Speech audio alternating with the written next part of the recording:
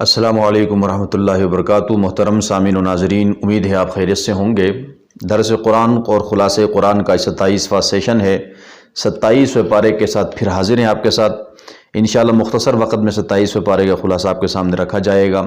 27ویں پارے کے شروع میں اللہ تعالیٰ وفی موسیٰ اذ ارسلناہ الی فرعون بسلطان مبین، اسی طرح چند انبیاء کا تذکرہ فرما رہے ہیں، چند قوموں کا۔ وفی ثمود اذ قیل لہم تمتعوا حتی حین، ان کا تذکرہ فرما رہے ہیں۔ قوم نوح کا بھی تذکرہ فرما رہے ہیں۔ سب کا تذکرہ فرما کے یہ سارے کے سارے واقعات بیان کرنے کا مقصد عبرت ہوتا ہے کہ تاکہ یہ جو امت ہے، یہ جو لوگ ہیں، اس سے عبرت حاصل۔ آگے اللہ تعالیٰ فرما رہے ہیں وما خلقت الجن والانس الا لیعبدون، انسان جنات کی تخلیق کا مقصد بتا رہے ہیں کہ کس لیے پیدا کیا ہم نے ان کو۔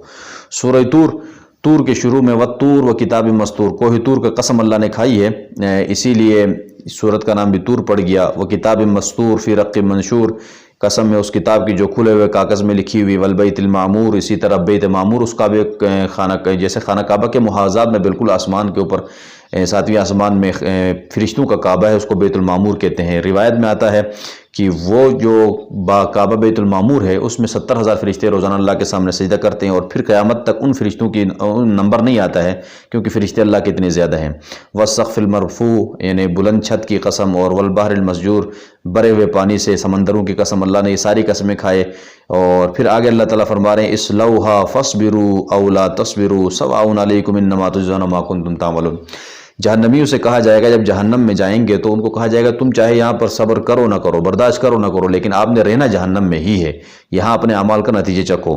اور آگے ان المتقین فی جنات و نعیم سے آگے جنتیوں کا تذکرہ کہ ان کو اللہ تعالیٰ کیسے ریشم دویز اور موٹے اور پتلے ریشم پہنائیں گے، جنت میں نہریں ہوں گی، اور بڑی بڑی آنکھوں والی حوروں سے ان کی نکاح کرائیں گے۔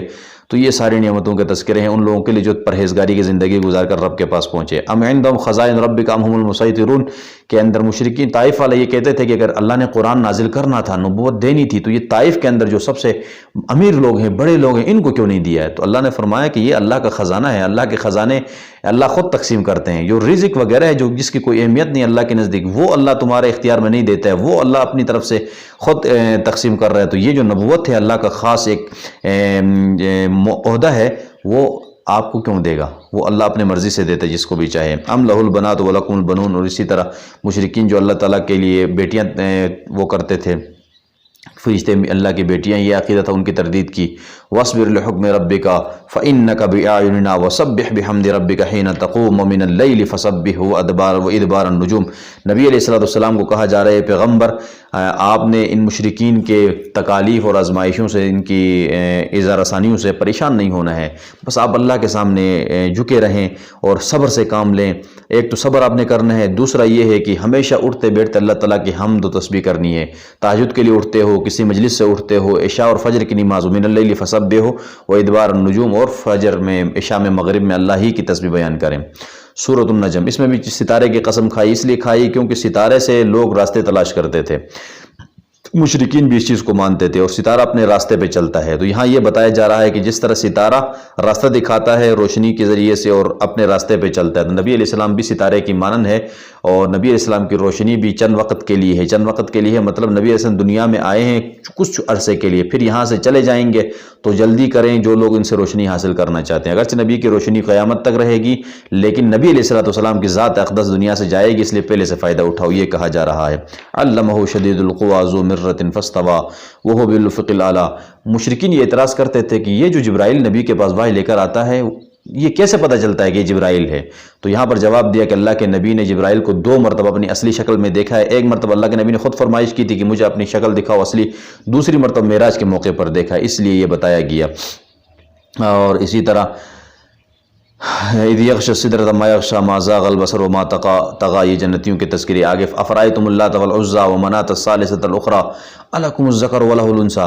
مشرکین جو لات، عزی اور منات کو اپنے خدا مانتے تھے، اللہ تعالیٰ نے فرمایا کہ ان سے پوچھیں کہ یہ جو لات اور منات اور عزی کو تم نے خدا بنایا ہے، ان کے بارے میں غور کرو تم کہ وہ کچھ بھی نہیں کر سکتے، وہ بے بس ہے، تم نے اس کو خدا بنایا ہے۔ اور اسی طرح اللہ تعالیٰ کے لیے بیٹیاں تم نے تجویز کرتے ہو، کتنی ظلم کی بات ہے اور اس کی ناانصافی والی بات ہے۔ اور آگے اللہ تعالیٰ فرما رہے ہیں افرأیت الذی تولی واعطی قلیلا واکدی اعندہ علم الغیب فہو یری۔ اور دراصل میں یہ جو ایک شخص نے اسلام کی باتیں سن کر، قرآن سن کر دین میں اس کا دین کی طرف دل کے اندر میلان آیا، تو اس کے ایک دوست نے کہا کہ یار ابھی تو اپنے باپ دادا کے دین کو چھوڑے گا؟ تو اس نے کہا یار مجھے آخرت سے ڈر لگ رہا ہے، مجھے آخرت سے ڈر لگ رہا ہے کہ اللہ تعالیٰ ایسا نہ مجھے جہنم میں ڈالے۔ اس نے کہا یار ایسا کر، تو مجھے کچھ پیسے دے، اگر آخرت میں پکڑ ہوئی تو میں تجھے چھڑا لوں گا۔ تو ان کی ایک تردید کر دی اور پھر بتا دیا اللہ تزر وازرۃ وزر اخری، کہ کل قیامت میں کوئی کسی کے دوسرے کا بوجھ نہیں اٹھائے گا۔ سورۃ القمر، قمر چاند کو کہتے ہیں، یہاں پر چاند کے پھٹنے کا واقعہ ہے، اسی لیے سورت کا نام قمر پڑ گیا۔ نبی علیہ السلام مینا کے اندر موجود تھے، مراد کا وقت تھا، مشرکین نے کہا کہ آپ اگر ہمیں معجزہ دکھائیں تو ہم آپ پر ایمان لائیں گے۔ اللہ کے نبی نے کہا لاؤ گے؟ لائیں گے۔ تو اللہ کے نبی نے انگلی سے چاند پر اشارے کیے، دو ٹکڑے ہو گئے، ایک ٹکڑا مغرب میں چلا گیا، ایک ٹکڑا مشرق میں چلا گیا، اور اس کے باوجود بھی ضد پر اڑے رہے، کہا کہ یہ جادو ہے۔ صحیح ہے، انہوں نے کہا ھذا سحر مستمر ویقولوا سحر مستمر، انہوں نے کہا کہ یہ جادو ہے، جادو کے ذریعے کیا ہے، اس کی کوئی حقیقت نہیں ہے۔ پھر ان لوگوں نے نہیں مانا، اور پھر آگے قوم نوح ہے، قوم سمود ہے، قوم لوط، قوم عاد، یہ سب کی قوموں کا تذکرہ اس صورت کے اندر فرمایا، یہ سارے کے سارے عبرت کے لیے، ڈرانے کے لیے۔ اور اسی طرح مجرمین کا آخر میں تذکرہ اللہ تعالیٰ نے فرمایا کہ مجرمین کو کس طرح گھسیٹ کر جہنم میں پھینکا جائے گا، اور سورت کے آخر میں ان المتقین فی جنات و نہر، متقی لوگوں کا تذکرہ فرمایا، جنتیوں کا۔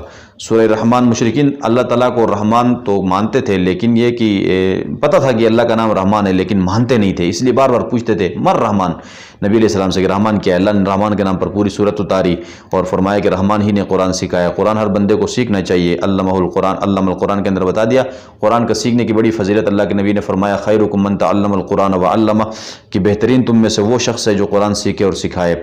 تو یہ بہت سے اللہ تعالیٰ نے اپنی قدرت کی نشانیاں بیان کی، اور جنات اور انسان کو خطاب کر کے اللہ تعالیٰ نے فرمایا کہ تم اللہ تعالیٰ کی فبأي آلاء ربكما تكذبان، کون سی نعمتوں کو جھٹلاؤ گے۔ بہت ساری نعمتوں کا اللہ نے ذکر فرمایا۔ یا معاشر الجن والانس ان استطعتم، انسان اور جنات کو خطاب کر کے کہا کہ اگر تم اللہ تعالیٰ سے بچنا چاہتے ہو تو اس اللہ کی زمین اور آسمان سے نکل جاؤ، کہیں بھاگ جاؤ، لیکن تم نکل نہیں سکو گے، اس کے لیے طاقت کی ضرورت، طاقت تمہارے پاس ہے نہیں، تو لہٰذا تم اللہ تعالیٰ ہی کے کنٹرول میں ہو۔ تو یہ ساری اللہ تعالیٰ نے توحید کے دلائل بیان کیے، اور پھر آگے اپنے جنتیوں کے جو نعمتیں ہیں ان کا ذکر فرمایا، اور تقریباً 31 مقامات اس کے اندر ایسے ہیں جہاں پر اللہ تعالیٰ پوچھ رہے ہیں فبأي آلاء ربكما تكذبان، تم اللہ کے کون سی نعمتوں کو جھٹلاؤ گے اپنے رب کی۔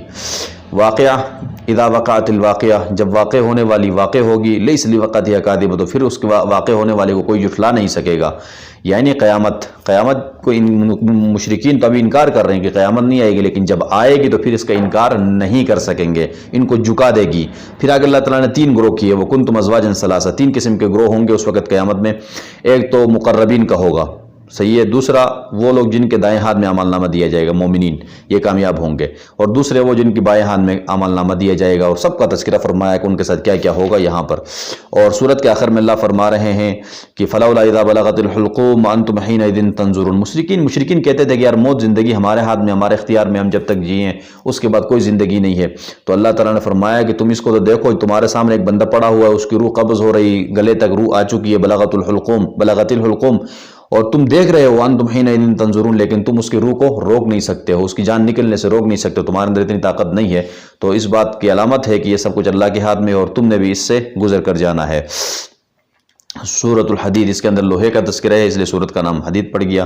سورت کے شروع میں فرمایا هو الاول والآخر والظاہر والباطن، اول آخر ظاہر باطن اللہ تعالیٰ ہے۔ اول سے مراد جب کچھ نہیں تھا تب اللہ تھے، آخر سے مراد جب کچھ نہیں ہوگا، سب کچھ فنا ہوگا، تب بھی اللہ ہوں گے۔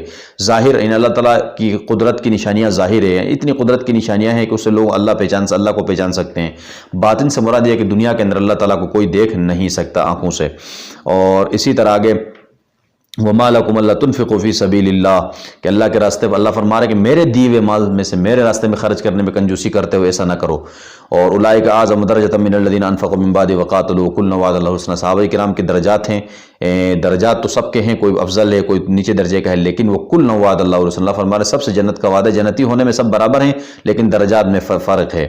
اور یوم تر المؤمنین والمؤمنات، مومنین کے تذکرہ ہے، پھر منافقین کا تذکرہ ہے، یوم یقول المنافقون والمنافقات، کل قیامت میں حشر کے میدان میں پل صراط میں جائیں گے تو منافق بھی مومنوں کے ساتھ جائیں گے روشنی میں، کیونکہ وہاں پر اندھیرا ہوگا تو ادھر روشنی ہوگی، ایمان کی روشنی، اعمال کی روشنی، لیکن منافقین کا نور کیا ہو جائے گا؟ بجھ جائے گا، وہاں تو روشنی ختم ہو جائے گی۔ وہ مسلمانوں سے کہیں گے کہ ہمیں بھی تھوڑا بہت روشنی دے دو، تو اللہ تعالیٰ ان کے درمیان کیا دروازہ قائم حائل کر دیں گے، اور پھر وہ اندھیرے میں رہ جائیں گے، سر جہنم میں گر جائیں گے۔ ان کا تذکرہ ہے۔